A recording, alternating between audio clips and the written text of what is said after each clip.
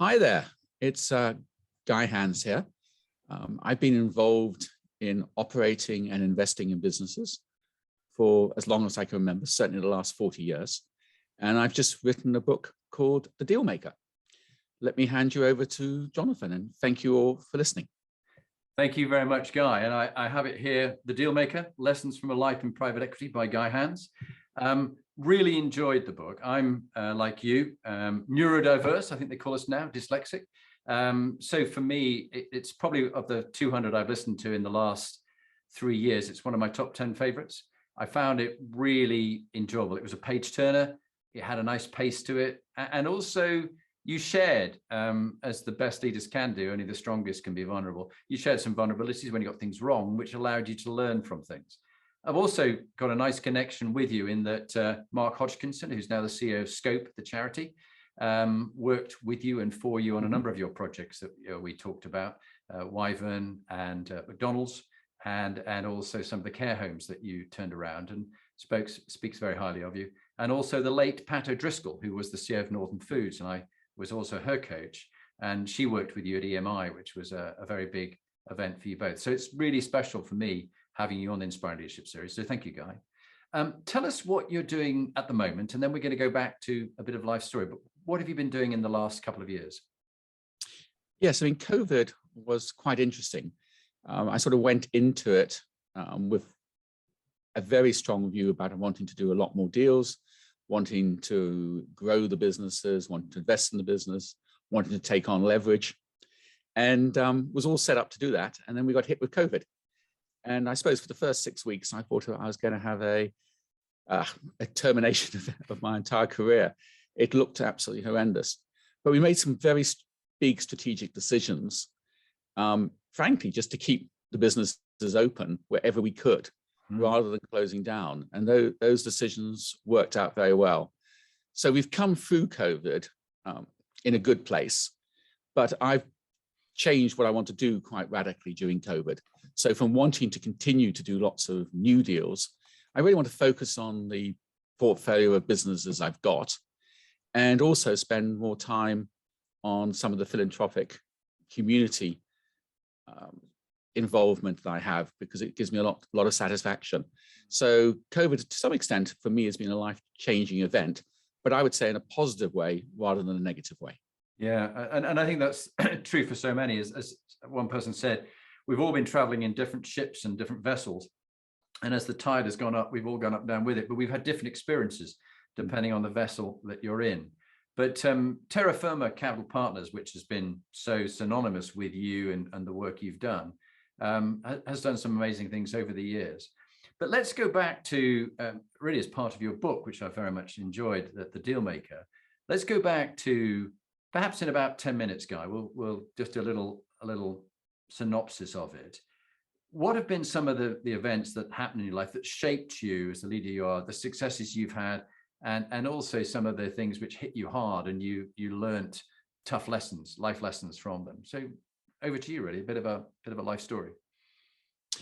Yes, I mean, I think I sort of came from what was then called Southern Rhodesia, today's Zimbabwe, when I was about 3 years old, and came from this wonderful, idyllic time with my favorite dog, frankly, nannies, beautiful weather, just a super place to be, to a rather cold England. The 62 winter was particularly cold.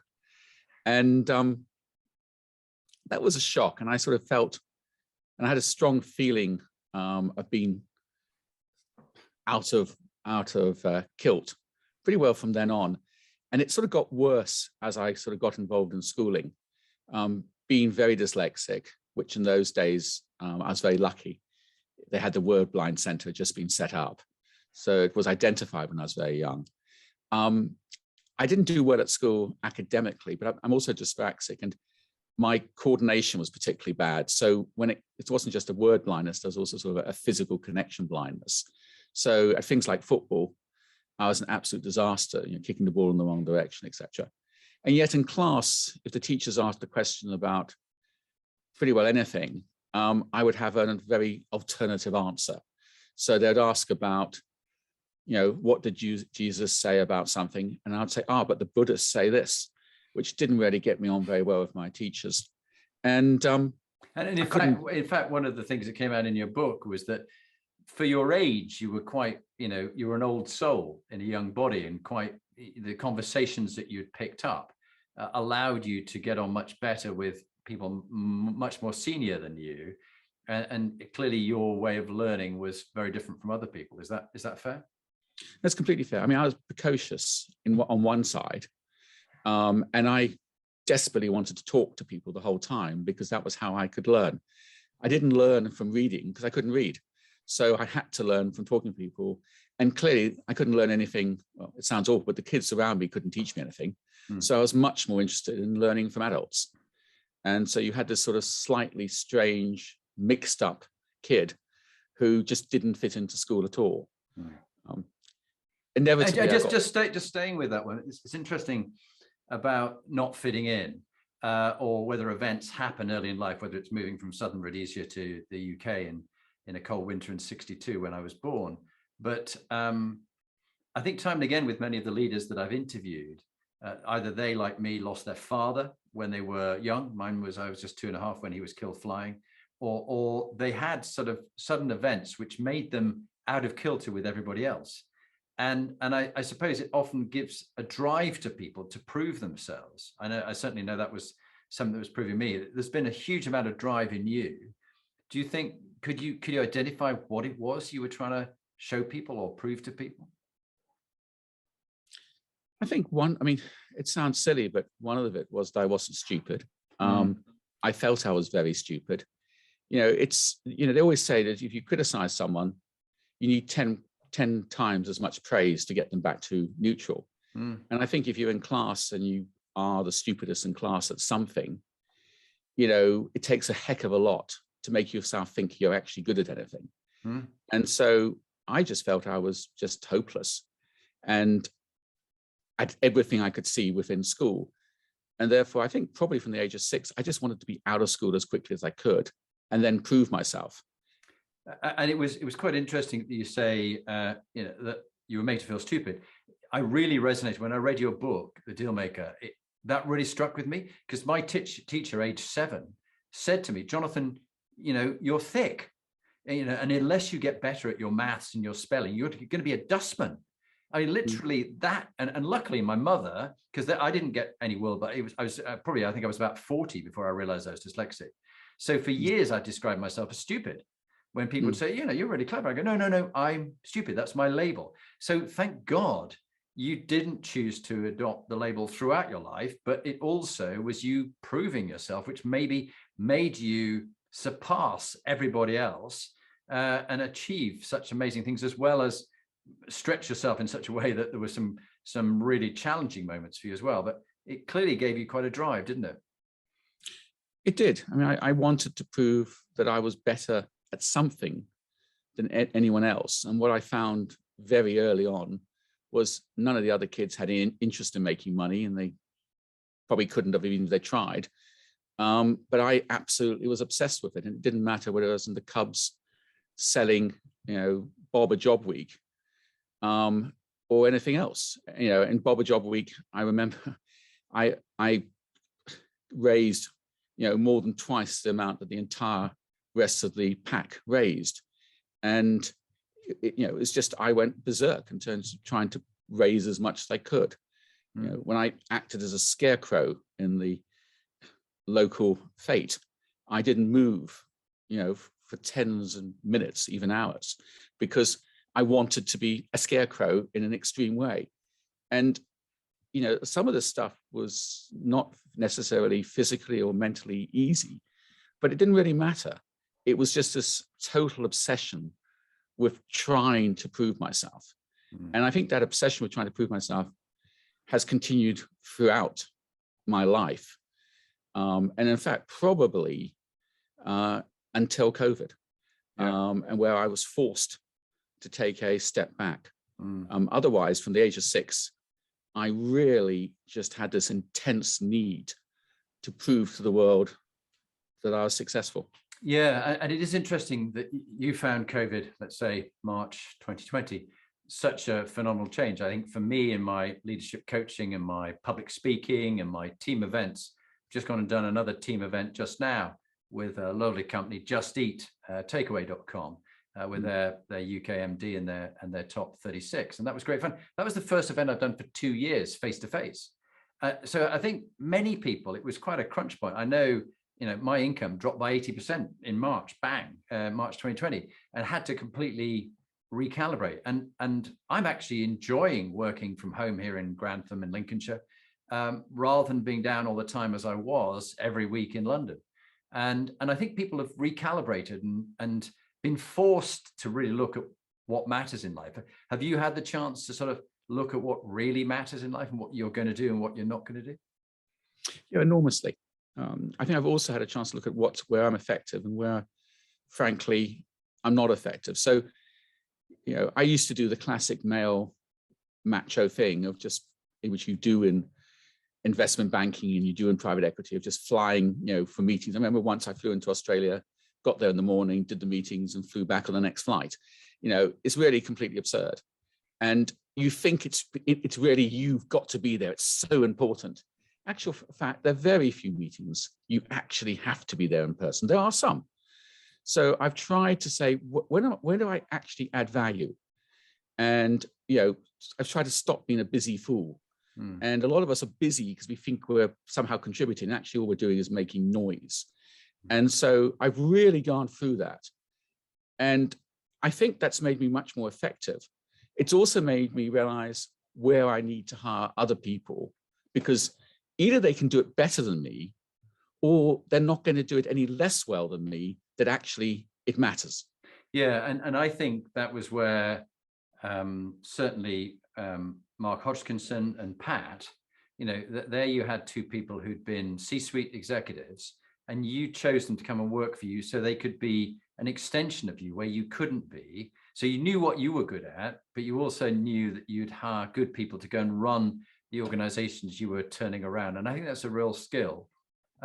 Someone once described it as, surround yourself with an army of giants who are metaphorically 2 inches taller than you in their specialist areas, because you don't have to do all the jobs yourself. You're crazy. And as you say, busy, dead. And I think too many people, you may have had some experiences, but I've been very profoundly impacted by my brother David, who was just 63, and he died 2 months ago after 10 weeks of a cancer diagnosis, and then he was dead. And it makes you think what really matters in life. Have you had some people who are close to you who've died, or situations where it's really made you think what really matters as well as COVID? I haven't. I mean, I suppose I've been very lucky with regard to that. The person who had to say, "Oh, crumbs, got to move to get the lights on." Yeah, lights back. That's right. I suppose, my mother-in-law's death was probably for me the most traumatic, because it was very, very quick, like your brother David's of cancer. And it was a complete, shock. She got the diagnosis and she was dead within, I think, 10 weeks. Wow. And, that was very horrendous. I think from my point of view, though, what really changed me in terms of what matters was a TIA, a minor stroke I had in the middle of 2018. And that, quite literally was life-changing, in a good way, not a bad way. And then COVID came soon enough after that to be able to give me the time to reflect, because when it happened, I made some immediate changes to keep myself alive, but I didn't make the changes which actually would give a purpose to staying alive, if that makes sense.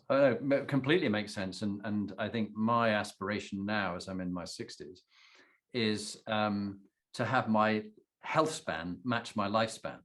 And I think I was reminded, as you talked about in your book, of the various things that have gone on and the prices that you've had to pay. The old saying that everything in life is possible, Guy, if you're prepared to pay the price and live with the consequences. So, Guy, there's always a cost to pay when you're so busy and quite a workaholic as you have been, as many leaders are, to set up a very successful business like Terra Firma Capital Partners. What do you think the impact has been on your wife, the family, and how are you now mitigating that and sort of making up to them all? Yeah, I think the impact on them is very, very difficult. I mean, it's an interesting thing. I don't know many self-made, really wealthy people who actually have happy families and are actually happy themselves.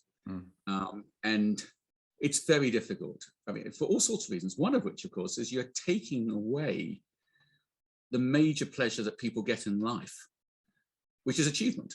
Because, you know, it doesn't matter whether you're the wife, the husband, the children, you've always got this thing, which is, you know, the legacy of the patriarch to try and live up to. And that's really, really difficult.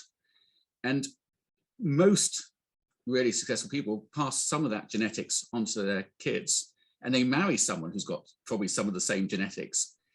And it is just horrendous for them. I mean, I don't know how you do actually make that up, except for the advice I've been given is just to let people free and let them, and actually try not to smother them, not to help them, and let them be themselves. Because by being themselves, they'll either succeed or fail, but it will be theirs, not yours.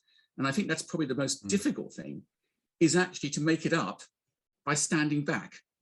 You know, you've lost, to some extent, you've lost the right to be there. You weren't there when they were 14, 15, 16. Why do you think you can suddenly be there when they're 28, 30? Yeah, you have to have a different kind of relationship. I mean, my two daughters are 27 and 28 and both doing very well. And I'm very, very proud of them. But I had a first marriage that didn't work out after 23 years. I've remarried, but I'm now very happy, and they know that, and their mum's okay. But there were consequences. And so you have to build a new relationship with your children. Now they're young adults. And I think that's probably the same for you. Guy, my next question really is sort of linked to this. Proudest moments and darkest moments in your career and life, and what you learned from both of those two imposters, as Rudyard Kipling would describe them. Yeah, and he's very right about that. I suppose the proudest moment probably was Angel Trains, in that the press was so negative when we did that deal, and the market was pretty negative. We were the only other bid besides management. They bid 550 million, knowing everything about the business they could, and we bid 700. It was just seen as a completely insane, crazy bid. And then we refinanced it for 725, you know, within a couple of months. Extraordinarily successful refinancing. Got all our money back, and it was sort of described in the press as a great train robbery. And we went on to make, you know, 400 million. And we could have, you know, if we'd held it, we'd have made much, much more, because the business was very, very successful. And I think that really, to me, was probably the proudest moment, because that really was a FU moment to the rest of the city and to everybody else. And then, of course, everybody copied that type of securitization. And it really transformed how private equity operated, whether it did it through those types of securitizations or whole loans, which had similar characteristics.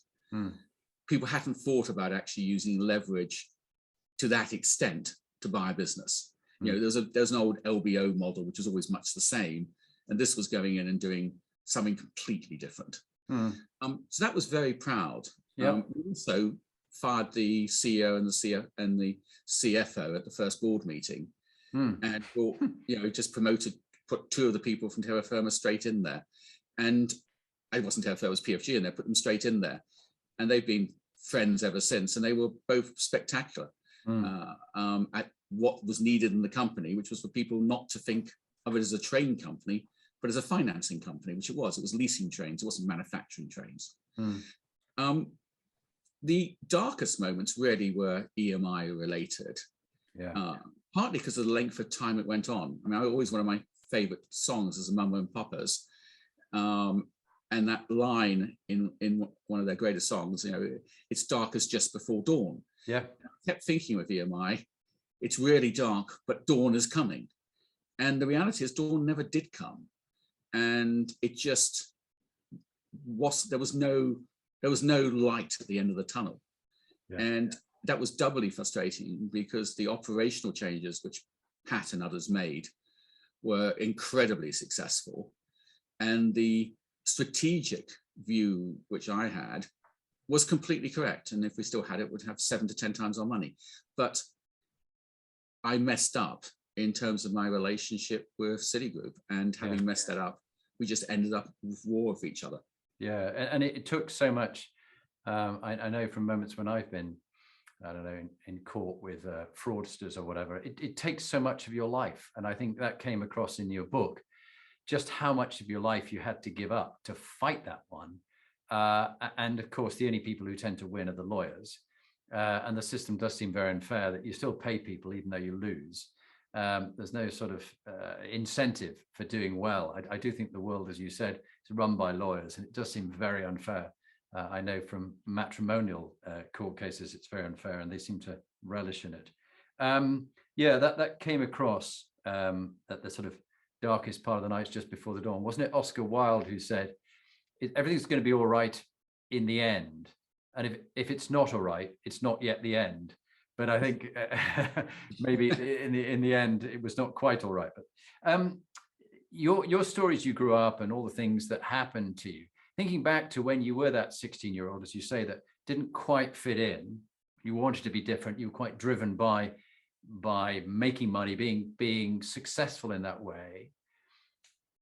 Knowing what you know now, Guy, with all the experience you've had, successes, disappointments, setbacks, lots of learning, what advice would you give to the 16-year-old Guy Hands, and indeed any other 16-year-olds or parents who are listening for their own children, about the things, don't worry about this, but do focus on that? What would you give to a young man, bit of advice? I think a young man or young woman, the advice I would give, and I'd be absolutely clear about this, is you need a confidant. Ideally more than one, who you can talk about anything with and who do not have an agenda. And that's really difficult. I mean, it's a mentor effectively. And I didn't have one. I got two much later on in my life, but they would have been the people I needed to talk to when I was looking at the EMI deal. They're the people who would have said, Guy, if this deal works, you'll make 250 million. And if this deal fails, you'll lose your business, which is worth 2.5 billion. Do you think there is a more than 90% chance it's going to work? And the answer would obviously have been no, there's not, in which case you wouldn't have done it. And so by contrast, the people who had an agenda, the people in the firm, they wanted to do a great deal. And what were they going to lose? Nothing. They're just going to get another job. So you've got to have that independent thought. And it can't necessarily be your life partner.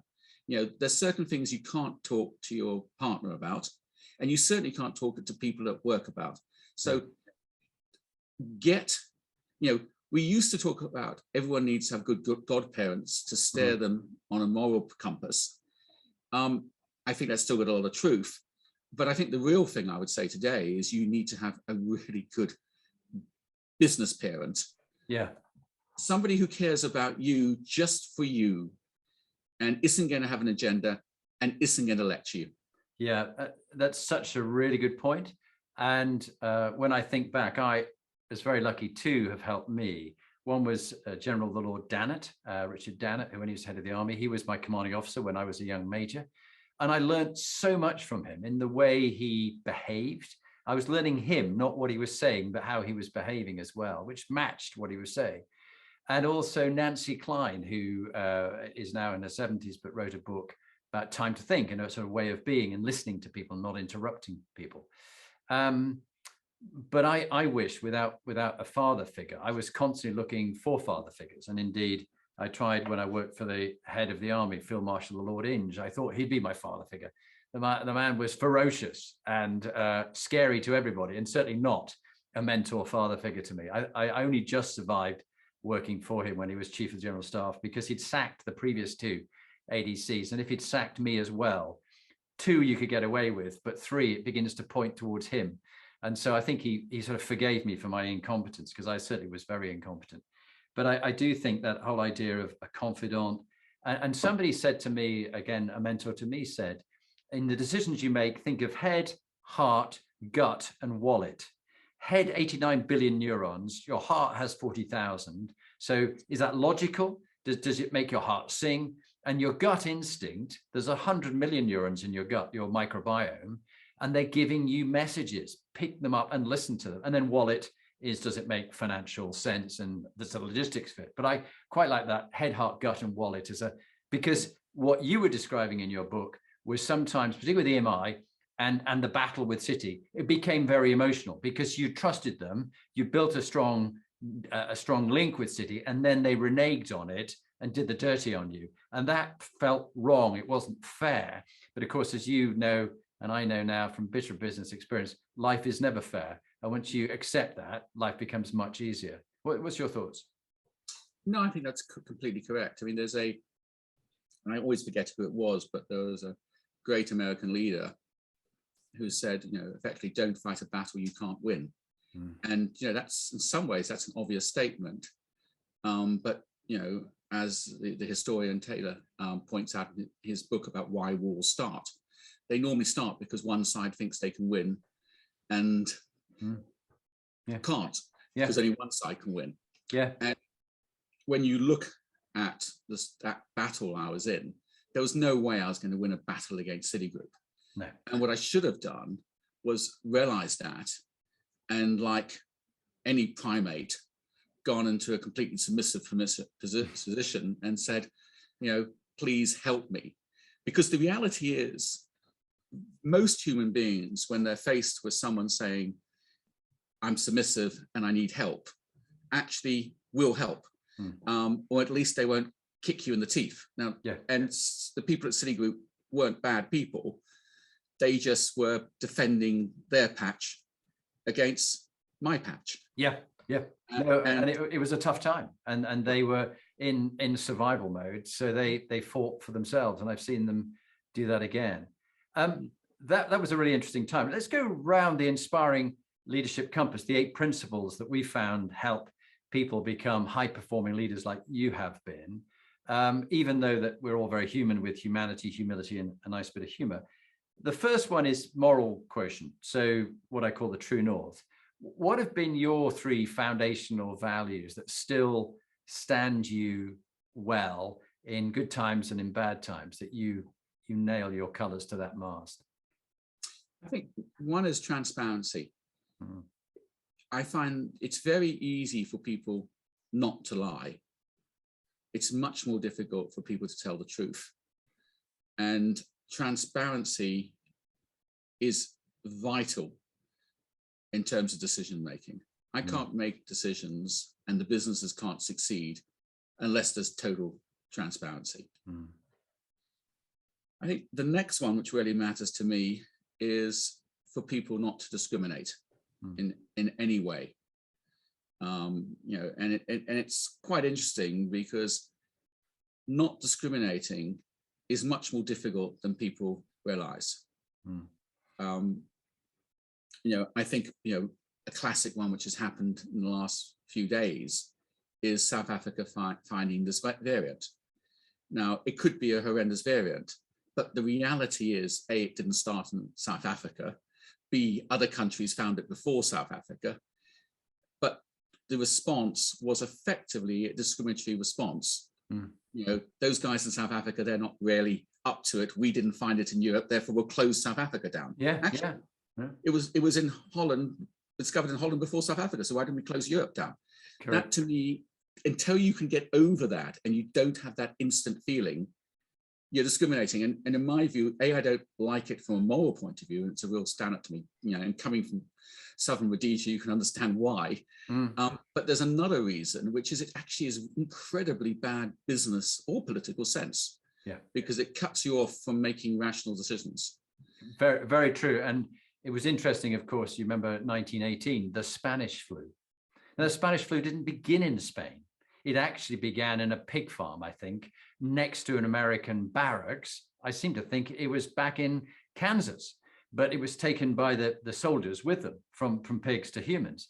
But it was called a Spanish flu because they recorded it, because they weren't at war with everybody else. They just finished the Civil War. So they had a good record of who had it. just like one of the ladies who's about to be on, Sharon Peacock, CBE, who's the government's microbiologist in charge of COG UK, doing all the RNA testing. She said, because we had such good alert to what was going on, we acknowledged the Delta first, but it actually began in India. But of course, everybody thought it was Kent, the Kent variant, because that was where they were first identifying it. I think you make a very good point. And what was your third after don't discriminate in any way? What was your third fundamental principle you live by? Transparency and don't discriminate. And I think about people in the plural, but not people as the individual. Too many people in business or in anything forget about the fact that we are a community, and they focus extremely on the individual. And actually, one needs to think about what is good for the whole community, not just for the individual. And that's a strange thing for someone to say who's been in private equity. But actually, I would say the businesses we do have succeeded because they've worked out how they can succeed and work for the customer. Yeah. And then within the business itself, we've tried to put together leadership teams which can work together, as opposed to leadership teams which revolve around one person. Yeah, and it's very much a sort of Eastern versus Western kind of viewpoint. The individual, which is very British American, and versus the community, which is very sort of Chinese and Indian.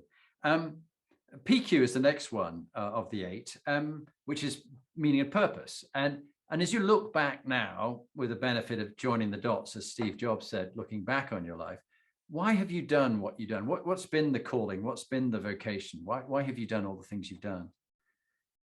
I would say up until COVID, I basically was just doing, as frankly, just saying F off to the world.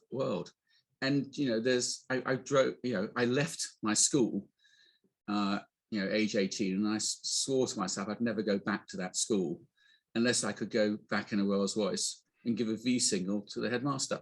And I wasn't sure whether it was a V signal for victory or a V signal for something else. I wanted to include a Patti Smith lyric, Piss Factory, in the book. But, I love the lyrics you put in, by the way. I think every chapter it comes along with, there's a song and how it means something for you, particularly resonance for me. I love that one. Great. And so from meaning and purpose, and there it was originally, it was fuck off, but to the world. But now, what gives your life meaning and purpose now in the last couple of years? Now it's really about speak the truth and do good. Yeah. And I want to make a difference for good. And it's it's got a certain similarity, I suppose, to what business leaders in the Renaissance did when they bought themselves favors to go to heaven. Yeah. I'm not going to, I'm just trying to be able to get a piece of myself. Yeah. And we do find that actually, as we get past our 50s, the brain changes in such a way neurobiologically that we become more pro-social. So, for example, my wife, Lee, has set up a charity called the Inspiring Leadership Trust, which is for vulnerable girls who've been through abuse, slavery, modern-day slavery, trafficking, mental health issues. And they really need help and they really need support. But we're finding people, as they get into that later stage, they're starting to think, I want to do something more than just make a lot of money, be very successful according to society's rules and measures. But actually, I want to do something. I want to send the lift back down and want to help people up. Does that resonate? 100%. I look back at it and say, why did I make this money? What is this money really for? And the kids need to succeed themselves, and I believe they can. And I actually think me helping them too much is actually bad. I think actually it takes away their sense of purpose. They need to have a sense of purpose. And I want them to have their own sense of purpose, not mine. Yeah. And then that means, so what do I do with this money? I spend a lot of time making it. And now I want to, work out how do I give it back? Yeah, it's lovely. And it's nice to hear. That's all part of the legacy we'll talk about later on. Health quotient, the third. In 2018, you had that shock to the system, really, and minor stroke, as you say, bit of a wake-up call. I've just only come out of hospital after 7 weeks with some sort of urology challenges, which I was very ill, and it's been a wake-up call. You heard about my brother David, and my brother Graham was stabbed by a psychopath and almost died himself. So these moments happen to us all. What are you doing to look after yourself, firstly physically, and secondly mentally, if you were to give a tip on each? Physically, very simple. I'm cutting down on alcohol. Yeah. That's the number one thing. I mean, so many people lie to their doctors about how much they actually drink. You know, people forget there's 10 units in a bottle of wine, and they try and persuade themselves there's only 6. And so they tell their doctor, well, in a bad week, I have, 40 units. And what they actually mean is in a bad week, they have 70 units. And so I was one of those people who would go to the doctor, and the doctor say, how much do you drink? And I'd say 40 units. And now I'm actually trying to cut it down to 20 units, which is 2 bottles of wine a week. And, I feel vastly better for it.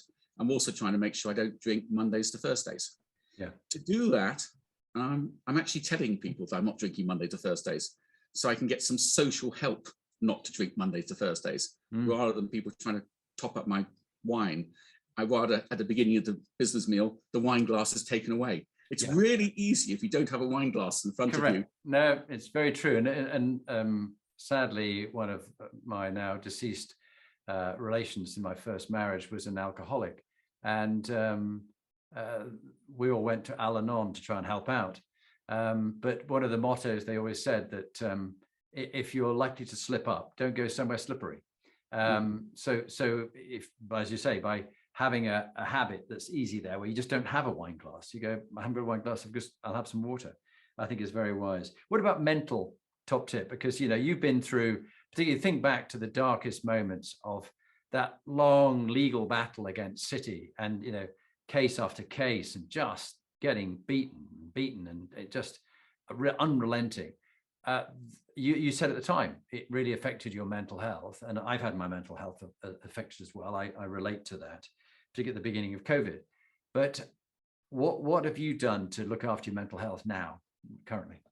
There's a lot of things. I think one is actually seeing a psychiatrist and getting a mild dose of anti-anxiety and anti-depression tablets. And it's a very mild dose, but it's enough to take the edge off things, which means I don't get as angry when things aren't, when I get frustrated, because it's normally frustration which gets me angry.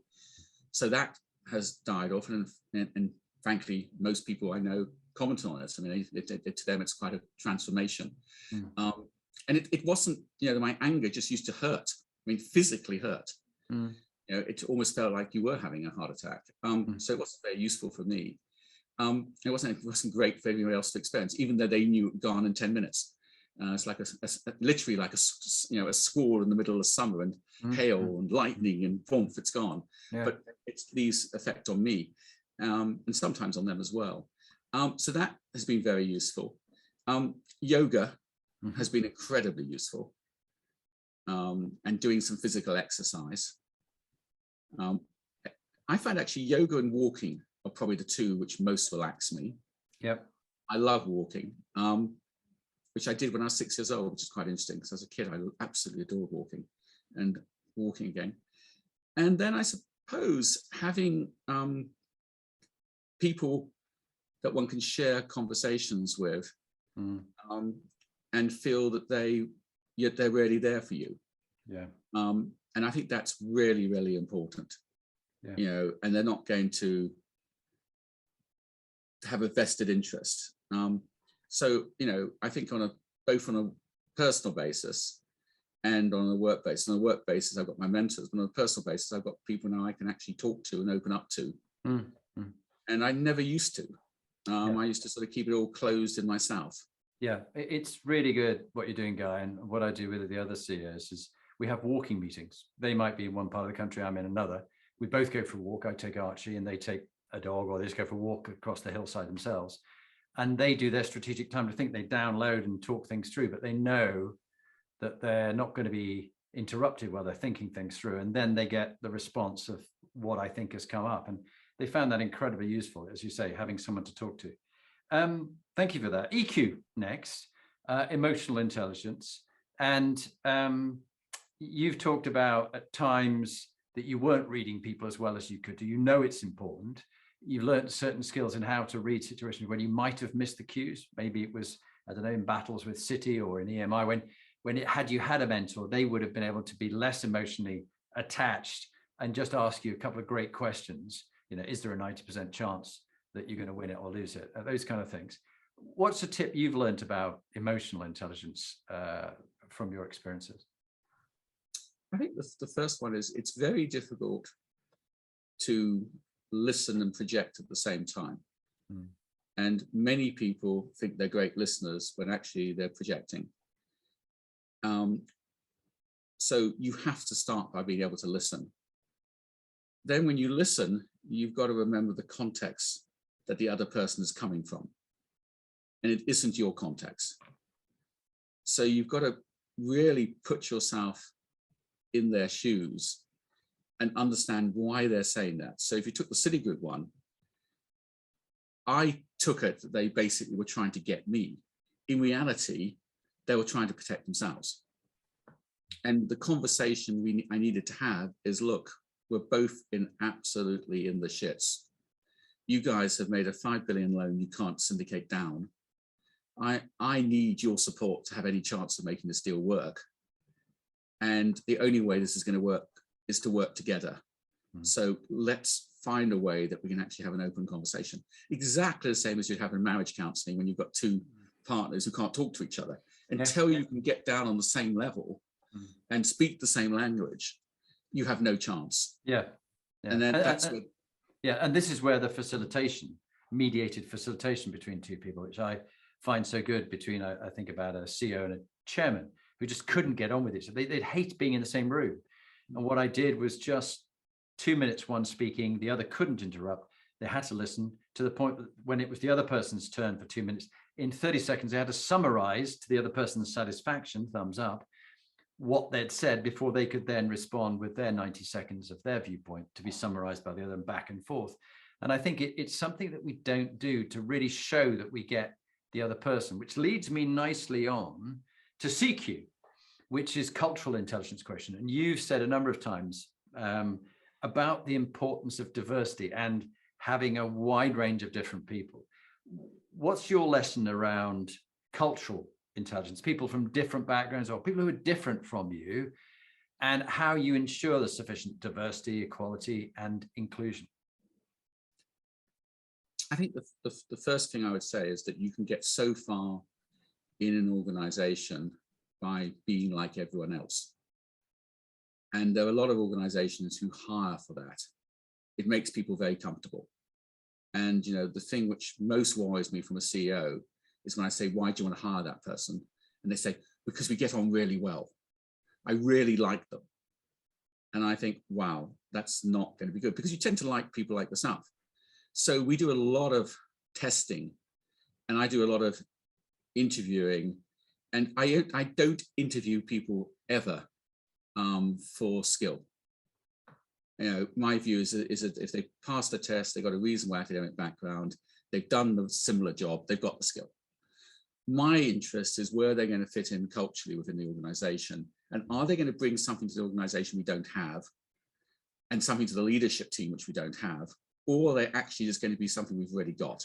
Yeah. So if we've got a lot of, I use discovery a lot, we've got a lot of blues, then we need to move it around. And Food Folk, where we've been incredibly successful, we've totally transformed the wheel there, from being red and blue and only red and blue to now having green and having yellow, and having reds whose second color is a yellow and blues whose second color is a green, and then making them understand what each other can bring to the conversation. Yeah. And it's been transformational. Yeah, I really am pleased that I know Discovery. I designed a psychiatrist myself. I use different ones on what drives and motivates people, and also the decision-making style, the kind of roles in the create, design, operate, enhance cycle of business. You know, where are the kind of roles from the entrepreneur to the operations person? Certain people have certain roles, and it's really useful when I do that with a team, when you see how everybody's suited. But I think what you've just touched on is really interesting about this looking for difference. And as one of the CEOs said, if I hire someone and she and I both think the same and speak the same, then one of us is redundant. Like, you know, so I'm looking to have that red team, that kind of challenge, that devil's advocate of difference. That's really great. RQ's next, Guy. You've had to show a lot of resilience against adversity. What would be your top tip on resilience and how you bounce back from setbacks? I've actually got an interesting tip on that, which is I do have extraordinary resilience and a sort of ability to take an incredible level of pain and still keep going. I actually think one of the things that people who are entrepreneurs particularly, who are successful, is their ability actually to say when they shouldn't keep running at the wall. And actually, I'd probably answer it slightly different and say, my biggest learning about resilience is when actually just to avoid it, when to say, this is a fight not to do. Because the problem with having a lot of resilience is you just keep going and keep going because you believe you can make it. Yeah. Oh, just one lovely story that Isabelle Santois, who my wife interviewed for her book, Inspiring Women Leaders. She's so small that her rucksack is probably as big as her. She's one of the few Swiss mountain guides. And it was really difficult for her to get in. Many, many men and just about 3 women. She's one of them.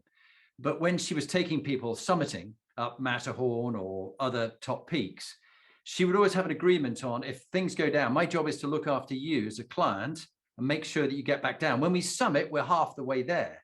We're not all the way there. And people think they've summit, I've done it now. But that's when they die. And so she often stopped them getting summit fever. And sometimes, even if it was about what appeared to be 200 meters from the summit, it actually was about an hour, and they'd run out of time because the weather was turning, and she'd turn them back. But then she'd meet people going by for the summit, and she'd go, you must stop and go back. I'm a mountain guide. Do not go. No, no, we're going on with my guide. We're going on. And they died because people got so summit fevered, so obsessed that they died. And I think that's a really important thing. So just, I think that fits with what you've said very strongly. Brand quotient is next, Guy. Brand, reputation, image, impact. What people say about Guy Hands when you're not in the room. What have you done over the last few years to, I mean, sometimes don't worry. What was that lovely saying? If you worry what people think about you, you'd be surprised how little they do. They're not thinking about you. They're thinking about themselves. But what have you done by way of, you know, coaching or 360, where you've started to pick up how you're landing well or badly with people, and perhaps tuning and learning from that? What have you done? Very little, I'm afraid. You know, one of the things you'll know in Discovery is it gives a score for how much your subconscious is at conflict with your conscious. And mine is bang on top of it. It's 0. Actually, it's 1%, but it's the lowest I've ever seen. So in some ways, you could say I'm very comfortable with my own being. In some ways, you could say that I'm making absolutely no effort to be anything but myself, and I should. You know, I had a discussion about this with somebody the other day, actually yesterday, and I was speaking to a politician, and he was asking me what I thought about tourism in Guernsey. And I said, why do you want tourism in Guernsey? And he said, no, hang on, I'm asking you as an investor, what do you want? And I said, I could prostitute myself and give you a really nice answer about what's good for me as an investor. Or I can ask you the important question, which is, how does tourism help Guernsey? And what does tourism cost Guernsey?